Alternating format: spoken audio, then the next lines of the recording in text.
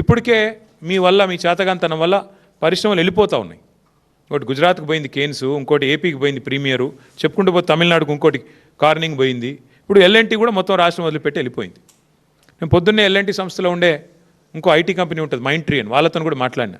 వాళ్ళు కూడా చెప్తున్నారు, ఇక మా వాళ్ళకి ఇక్కడ నచ్చలేదు సార్, ఎందుకంటే సతాయిస్తున్నారు, వాళ్ళు కూడా ఆలోచన చేస్తున్నారు, ఎక్స్పాన్షన్ ఇక్కడ చేయొద్దు, వేరే కాడ చేసుకోవాలని నిర్ణయం తీసుకున్నారు అని మాట్లాడుతున్నారు. అంటే ఇంత అన్యాయంగా వ్యవహారం చేసి ఒక ఇట్లుంటుంది. ఇప్పటికే 2,20,000 కోట్లు అప్పు చేసిండు రేవంత్ రెడ్డి. ఈ 22 నెలల్లో నెలకు 10,000 కోట్ల రూపాయల చొప్పున కాగ్ చెప్పింది, నేను చెప్పట్లేదు. 2,20,000 కోట్ల అప్పు చేసిండు. ఇవాళ మరొక 15,000 కోట్ల అప్పు. దీనివల్ల ఎవరి కోసం, దేనికోసం ఈ అప్పు ఎవరు కడతారు? నేను అడిగేది ఈ ముఖ్యమంత్రి గారిని, మీరు దేనికి పైసలు లేవంటారు? ఆర్టీసీ కార్మికులను ఆదుకునేందుకు పైసలు లేవు, ఉద్యోగస్తులకు డిఏలు ఇచ్చేందుకు పైసలు లేవు, రిటైర్డ్ అయిన ఉద్యోగులకు రిటైర్మెంట్ బెనిఫిట్స్ ఇచ్చేందుకు పైసలు లేవు, 6 గ్యారంటీల అమలుకు పైసలు లేవు.